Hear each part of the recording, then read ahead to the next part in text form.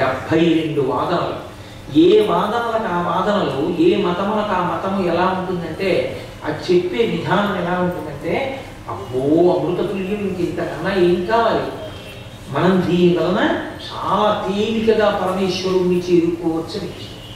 ఏ కష్టం అక్కర్లేదు, ఏ సంప్రదాయం అక్కర్లేదు, ఏ ఆచారం అక్కర్లేదు, ఏ విధమైనటువంటి నడవడి అక్కర్లేదు.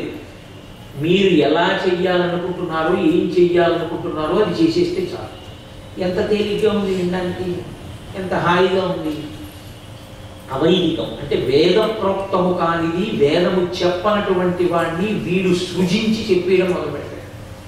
చెప్పేసరి మార్గం అంటే దానివల్ల ఏమవుతుందంటే, నేను విడుతున్నాను అనుకుంటాడు తప్ప అసలు తాను విడుతున్నది మార్గం కాదు, తాను దారి తప్పాను అని తెలియదు.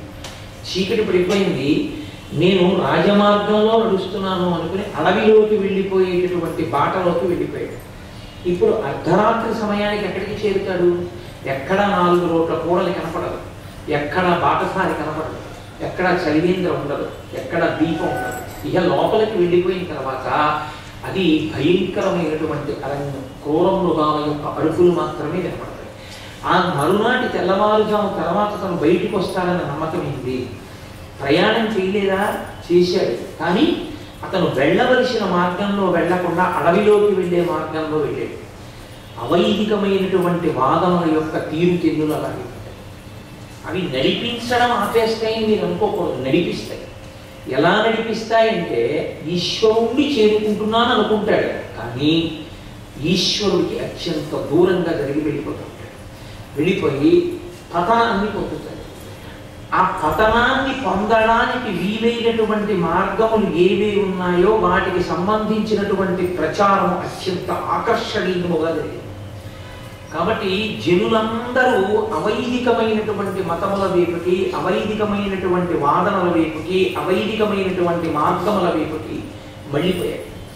మళ్ళిపోయి అవి యథార్థములు అనుకునేటువంటి స్థితి ఏర్పడుతుంది. అసలు వైదిక ప్రమాణాన్ని నిలబెట్టవలసినటువంటి అవసరం వచ్చింది. ఇప్పుడు మీరు ఎంతమందిని చంపుతారు? ఒకప్పుడైతే వినాశాయ చతుష్కృతాం, ఒక రాక్షసుడిని చంపేస్తే ఆ రాక్షసుడిని ఆశ్రయించినటువంటి 1,00,000 మందిని చంపేస్తే మిగిలిన వాళ్ళు ధర్మానుష్ఠానం చేస్తారు.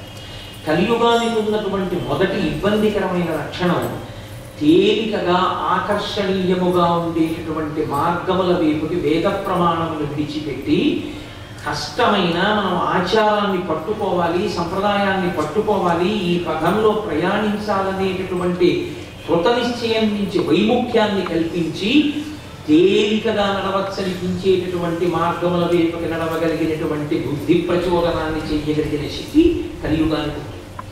కలియుగానికి ఉన్నటువంటి గొప్ప లక్షణం ఏంటంటే, వ్యాసుడు కలి సాధువు, కలి సాధువు, కలి సాధువు అంటాడు గురుమాటలు. కలియుగంలో మీరు మిగిలిన యుగాల్లో చేసినంత ప్రయత్నం చెయ్యక్కర్లేదు ఈశ్వరుడి వైపు రావడానికి. మిగిలిన యుగాల్లో తపస్సు చెయ్యాలి, యజ్ఞం చెయ్యాలి, యాగం చెయ్యాలి. ఇప్పుడు చెయ్యొద్దని నేను అనను, కానీ కలియుగంలో భగవన్నామములు చెప్పగలిగితే చాలు. భగవంతుడు చెప్పినటువంటి మార్గమైన వైదిక మార్గాన్ని నమ్మి ఉండి ఆచరించాలనేటువంటి పూనికతో నిలబడగలిగితే చాలు. ధర్మము అన్నది నిచ్చెన ఎక్కుట అని మీరు గుర్తుపెట్టుకోవాలి. నిచ్చెన ఎక్కేటప్పుడు మీకు 2 లక్షణాలు ఉంటాయి. ఒకటి ఎక్కడం జరుగుతుంది, 2 విడవడం జరుగుతుంది. ఈ 2 జరగడమే నిచ్చెన ఎక్కడం. నేను అంతఃపురంలో పైన ఉన్నటువంటి గదిని చేరుకోవాలి అనుకున్నాను అనుకోండి, ఒక పెద్ద నిచ్చెన వేశారు. ఇప్పుడు నేను ఆ నిచ్చెన నుంచి ఎక్కి పై గదిని చేరుకోగలను. 1వ మెట్టు మీద కాలేశాను అంటే నేను పైకి చేరిపోయినట్ట కాదు. 1వ మెట్టు మీద కాలేస్తే పైకి చేరను కాబట్టి ఎక్కకుండా ఉండవచ్చా? కుదరదు. 1వ మెట్టు మీద కాలు వేయడం దేనికి అంటే అంతఃపురాన్ని చేరుకునేటటువంటి మార్గంలో ప్రయాణాన్ని ప్రారంభం చేయడానికి. కాబట్టి 1వ మెట్టు మీద కాలు వేసిన నేను అక్కడ ఆగిపోకుండా 2వ మెట్టు మీద ఓ కాలేసి 1వ మెట్టు మీద ఉన్న కాలు తీసేస్తాను. ఇప్పుడు కాలు తీసేశాను కాబట్టి 1వ మెట్టు నేను విడిచిపెట్టినట్ట, 1వ మెట్టు యొక్క ప్రయోజనములు పొందేసినట్ట. 1వ మెట్టు నేను విడిచిపెట్టలేదు, 1వ మెట్టు యొక్క ప్రయోజనాన్ని నేను పొందాను. ఇప్పుడు 2వ మెట్టు మీద నిలబడ్డాను. 3వ మెట్టు మీద కాలు వేసి 2వ మెట్టు మీద కాలు తీసేశాను. అంటే రెండో మెట్టు వదిలిపెట్టేశానా, రెండో మెట్టు యొక్క ప్రయోజనాన్ని పొందడం వల్ల మూడో మెట్టు మీద నిలబడ్డానా? రెండో మెట్టు యొక్క ప్రయోజనాన్ని పొందడం వల్ల మూడవ మెట్టు మీద నిలబడ్డాను. ఇప్పుడు ఒక్కొక్క మెట్టు యొక్క ప్రయోజనాన్ని పొందుతూ చిట్ట చివరికి నేను అంతఃపురంలో నేను చేరవలసిన గదికి చేరిపోయాను. ఇప్పుడు నేను నిచ్చెన అవతల పారేశాను అనుకోండి. ఇప్పుడు నేను కృతజ్ఞుడనా, మార్గమును విడిచిపెట్టానా? ఆ మార్గము వలన పొందవలసిన ప్రయోజన సిద్ధిని నేను పొందేశాను. అది దాని అర్థం. ధర్మము అన్న మాటకు అర్థం ఏమిటో తెలుసా? మీరు పట్టుకుని ఎక్కుతూ పట్టుకోవలసింది పట్టుకుంటూ విడిచిపెట్టవలసింది విడిచిపెడుతూ నడవవలసినటువంటి మార్గమునకు ధర్మం అని పేరు. అందుకే పట్టు విడుపు ఉండాలండి అంటారు. బ్రహ్మచర్యంలో ఉన్నాడు అనుకోండి, ఏదో కేశఖండనం చేసుకోకూడదు, రుచికరమైన ఆహారం కోసం వెంపర్లాడకూడదు, గురుపత్ని చేతితో ఏది పెట్టారో అది తింటాడు, చక్కగా చదువు మీద శ్రద్ధ పెడతాడు. గృహస్థాశ్రమంలోకి వచ్చాడనుకోండి, ఇక బ్రహ్మచర్యంలో ఉంటాడు, భార్యతో కలిసి సంతోషంగా ఉంటాడు, తాంబూలం వేసుకుంటాడు, చక్కటి రుచికరమైనటువంటి భోజనాన్ని స్వీకరిస్తాడు, రేపటి కొరకు అని కొంత పదార్థాన్ని దాచుకుంటాడు. ఇవన్నీ గృహస్థాశ్రమంలో చేస్తాడు. వానప్రస్థానికి వెళ్ళాడు, ఈ రెండింటికి భిన్నంగా అక్కడ జీవిస్తాడు. సన్యాసానికి వెళ్ళాడు, ఇవన్నీ కూడా విడిచిపెడతాడు. సన్యాసమునందు ఏం చేశాడు? ఈశ్వరుని యొక్క దర్శనమును అపేక్షించి అన్నీ విడిచిపెట్టి ఆయన ఒక్కడే పట్టుకున్నాడు. ఆయననే చేరి దీన్ని కూడా విడిచిపెట్టాడు. ఇప్పుడు ఒక్కొక్కటి పట్టుకుని ఒక్కొక్కటి విడిచిపెట్టడమే సనాతన ధర్మం. అందుకే ఆశ్రమాలు వచ్చాయి. ఆశ్రమం అంటే నా ఉద్దేశం ఇంకొకటి కాదు. బ్రహ్మచర్యం ఒక ఆశ్రమం, గృహస్థాశ్రమం ఒక ఆశ్రమం, వానప్రస్థం ఒక ఆశ్రమం, సన్యాసం ఒక ఆశ్రమం. నాలుగు ఆశ్రమములు. ఇవి ఎందుకు వచ్చాయి? ఏ ఆశ్రమంలో ఎంత ప్రయోజనాన్ని పొందాలో అంత ప్రయోజనాన్ని పొంది ఆ ఆశ్రమాన్ని విడిచిపెట్టి దాని వలన చేకూరినటువంటి ఫలితాన్ని పట్టుకుని రెండవ ఆశ్రమంలోకి వెళితే పువ్వు పిందె, పిందె దోరకాయ, దోరకాయ పండైన తర్వాత రంగు మారి బాగా తీయటి రసాన్ని పొంది ఇప్పటి వరకు ముచికని విడిచిపెట్టకుండా గట్టిగా పట్టుకున్న కాయ పండిపోయిన తర్వాత తనంత తాను ముచిక నుంచి విడిపోయినట్టు చిట్ట చివర తనంత తాను ఈ శరీరము నేను కాదని తెలుసుకుని దాని నుంచి విడివిడి ఆత్మగా నిలబడగలిగినటువంటి ప్రజ్ఞకి ఎదగడమే ధర్మాచరణము అని. అది ఈశ్వరుణ్ణి చేరుకునేటటువంటి పథం. అలా ఈశ్వరుణ్ణి చేరుకునేటటువంటి పథమైనటువంటి ధర్మము సనాతన ధర్మాంతర్గతం. వేదము చేత ప్రోక్తమైంది, వేదము చేత చెప్పబడి ఉంది. అటువంటి వేదమును ప్రమాణము కాదు అని తిరస్కరించి వెళ్ళిపోవడం చేత జనులందరూ పతనమవుతున్నారు. తేలిక మార్గం కలియుగంలో భగవన్నామని చెప్పుకుని ధరించవచ్చు. కలియుగానికి ఉన్న రెండవ లక్షణం, ఏది చాలా ఆకర్షణీయంగా ఉందనిపించిందో అటువైపుకి వెళ్ళిపోయి వైదికమైనటువంటి మార్గాన్ని విడిచిపెట్టుకుంటూ ఉంటారు, అరణ్యంలోకి వెళ్ళిపోతూ ఉంటారు. ఇదిగో ఈ స్థితి నుంచి జాతిని ఉద్ధరించాలి. అందుకు వచ్చింది శంకరాచార్య స్వామి వారి యొక్క అవతారం. ఇందులో ఒకే పరమాత్మ పరమశివుడిగా ఉంటాడు, అదే పరమాత్మ విష్ణు స్వరూపంగా ఉంటాడు. విష్ణు స్వరూపంగా ఉన్నప్పుడు కూడా ఆయన దత్తాత్రేయ స్వామిగా హంసావతారంగా లోకానికి ప్రబోధం చేశాడు. హైగ్రీవుడిగా విష్ణు స్వరూపంతో ప్రబోధం చేశాడు. అవి నోరు విప్పి మాట్లాడాయి కానీ సంచారం చేయలేదు. ఏదో దేశమంతా తిరిగి చెప్పలేదు. హైగ్రీవావతారం కానీ, హంసావతారం కానీ, లేకపోతే దత్తాత్రేయ స్వామి అవతారం కానీ అవి జ్ఞాన ప్రబోధం చేసేవి. శివస్వరూపంగా దక్షిణామూర్తి స్వరూపము జ్ఞానబోధ చేసి, దక్షిణామూర్తి స్వరూపం జ్ఞానబోధ చేయడంలో నోరు విప్పి మాట్లాడలేదు. మౌన వ్యాఖ్యా ప్రకటిత పరబ్రహ్మతత్వం యువానం వర్షిష్టాంతే వసదృషిగనై అమృతం బ్రహ్మనిష్టై ఆచార్యేంద్రం కరకలిత చిన్ముద్రమానంద రూపం స్వాత్మారామం ఉదితవదనం దక్షిణామూర్తి ఉంది. ఆయన కేవలం ఇలా చిన్ముద్ర పట్టి మౌన వ్యాఖ్య చేస్తూ అందరినీ ఉద్ధరించాడు. మౌన వ్యాఖ్య ఏమిటండి అని ఒక అనుమానం వస్తుంది. మౌన వ్యాఖ్య అన్న మాటను మీరు కొంచెం జాగ్రత్తగా అర్థం చేసుకుంటే, మాట్లాడవలసిన అవసరం ఎప్పుడు ఉంటుంది? రెండవ వ్యక్తి ఉంటే మాట్లాడాలి కాదు. అసలు కన్ను తెరిచి చూసి అనుభవించడానికి తాను కాక ఇంకొకటి ఉంటే చూడాలి.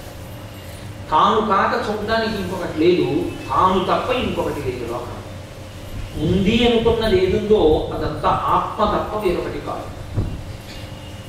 లేదు అన్నది ఏదుందో అదంతా మాయ తప్ప వేరొకటి కాదు. తాను తప్ప ఇంకొకటి లేనప్పుడు తను చెప్పడానికి మాట ఎందుకు? తనకి తాను చెప్పుకోవడానికి, తనలో తాను మాట్లాడుకోవడం అంటే మౌనమే. నాకు నాలో నేను చెప్పుకునేవి చాలా ఉంటాయి లోకంలో. ఏదో ప్రొద్దున లేవగానే అక్కడ పేపర్ కనపడింది అనుకోండి, పేపర్ చదువుతామా, ఏమిటో ఎర్ర అక్షరాలతో పెద్దగా పెట్టేటట్టు వెళదామా, సంధ్యావందనానికి వెళ్ళిపోదామా, స్నానానికి అంటే తప్పు. ఎన్ని మాటలు చెప్పే ఉపన్యాసాల్లో ఏది ఏ వేళకి చెయ్యాలో చేయాలి. ముందు స్నానానికి అట్టించి వచ్చి చదివినా వచ్చే ఉపద్రవం ఏంటి, కానీ అక్కడ వేళ దాటకూడదు, సంధ్యావందనానికి వెళ్ళు స్నానానికి అని నాలో నాకొకటి చెప్తుంది. అది చెప్పడానికి అది పైకి మాట్లాడాలా? రెండు లేవుగా నాకు నేను చెప్పుకున్నట్లు ఆయనే అంతటా ఉన్నప్పుడు ఇంకా ఆయన ఇంకొకరికి చెప్పడానికి మాట ఎందుకు? ఉన్నది ఆ వస్తువే, ఆ వస్తువుగా నిలబడిపోయింది కాబట్టి దక్షిణామూర్తి తత్వంలో ఇక మాటతో ప్రయోగం. అందుకని మౌన వ్యాఖ్య ప్రకటిత పరబ్రహ్మతత్వం యువా. అందుకని మౌన వ్యాఖ్య మాత్రమే చేస్తుంది దక్షిణామూర్తి స్వరూపం. కాబట్టి దక్షిణామూర్తిగానూ ప్రబోధం చేశాడు. అదే మహానుభావుడు పైకి నోటితో మాట చెప్తూ కూడా ప్రబోధం చేశాడు. ఇన్ని అవతారములలో ఇలా చేసిన కలియుగంలో వచ్చేటప్పటికీ ఒక పెద్ద ఉపద్రవ స్థితి, సంకట స్థితి ఏర్పడింది. ధర్మ సంస్థాపనార్థాయ వినాశాయ దుష్కృతాం. ఇప్పుడు ఎంతమందిని చంపుతారు? అవైదికమైన మార్గంలోకి వెళ్ళిపోయి వైదికమైన మార్గాన్ని విడిచిపెట్టేసినటువంటి వాళ్ళు కొన్ని కోట్ల మంది పెరిగిపోతే ఎన్ని కోట్ల మందిని మీరు చంపేస్తారు? వైదికమైన వాళ్ళు ఉన్నారని ఎంతమందిని మాత్రమే మీరు నిలబెడతారు భూమి మీద? ఇక్కడ ఈశ్వరుడు విష్ణు స్వరూపంగా చేసినటువంటి ప్రతిజ్ఞని ఇప్పుడు అమలు చేయడానికి అవకాశం లేని స్థితి వచ్చింది. అంటే ఈశ్వర స్వరూపం విష్ణు స్వరూపంగా కూర్చున్నప్పుడు దానికే ఒక పెద్ద ప్రశ్న బయలుదేరింది. ఇప్పుడు ధర్మ సంస్థాపనార్థాయ వినాశాయ దుష్కృతాం అంటే నేను ఎవరిని చంపాలి, ఎంతమందిని చంపాలి? ఇప్పుడు జవాబు లేని ఈ ప్రశ్న ఏర్పడినప్పుడు సంపవలసింది కలియుగంలో ఇక మనుష్యులను కాదు, వినాశాయ దుష్కృతాం కాదు, వినాశాయ దుష్కృత్యానాం, చెడ్డ పనులు చేయిస్తున్నటువంటి మనసు యొక్క ఆలోచనలు చంపబడాలి. అందుకని దీనికి ప్రబోధం అవసరం. బయలుదేరాలి, కదలాలి, కదిలి లోకములకంతటికి బోధ చెయ్యాలి. బోధ చేసి మళ్ళీ వేదం యొక్క ప్రమాణమును నిలబెట్టాలి. కోట్ల మందిని మళ్ళీ వేద ప్రమాణము వైపుకి తీసుకురావాలి. అవైదికమైన 72 మార్గములను ఖండించాలి, వాదన చెయ్యాలి, మళ్ళీ సనాతన ధర్మాన్ని నిలబెట్టాలి. ఎన్నో దేవాలయాలకి కుంభాభిషేకం చెయ్యాలి, చక్ర ప్రతిష్ఠ చెయ్యాలి. అవైదికమైన మార్గములలో వెళ్ళిపోయినటువంటి జనులు తేజస్సు కోల్పోయిన కారణం చేత దేవతల ముందు నిలబడగలిగినటువంటి స్థితి పోయింది. కాబట్టి దేవతలలో ఉన్నటువంటి ఎక్కువ శక్తిని తగ్గించి జనులు నిలబడడానికి వీలుగా మళ్ళీ దేవతామూర్తుల యందు తేజస్సుని తగ్గించవలసి ఉంటుంది, యంత్రాలు వెయ్యవలసి ఉంటుంది, స్తోత్రములు చెయ్యాలి, బ్రహ్మసూత్రాలకి భాష్యం ఇవ్వాలి, ప్రకటన గ్రంథాలకి భాష్యం ఇవ్వాలి, స్తోత్రములు ఇవ్వాలి. ఏ మార్గములను పట్టుకుంటే మోక్షం వేపగడతాడో ఆ మార్గములన్నింటినీ సువ్యవస్థం చెయ్యాలి. వేదాంతర్గతమైనటువంటి భగవత్ స్వరూపముల మీద స్తోత్రాలు చేయడానికి అందరికీ స్తోత్రం ఇవ్వాలి. తాను తపస్సు చెయ్యాలి, తాను బోధించడానికి వీలుగా అన్ని చోట్ల తిరగడానికి వీలైనటువంటి ఆశ్రమ స్వీకారం చెయ్యాలి. ఆ ఆశ్రమ స్వీకారం చేసినప్పుడు ఆ నియమాన్ని పాటించడానికి వీలుగా ఆసేతుకి మాటల పర్యంతము పాదిశాలని పర్యటించాలి.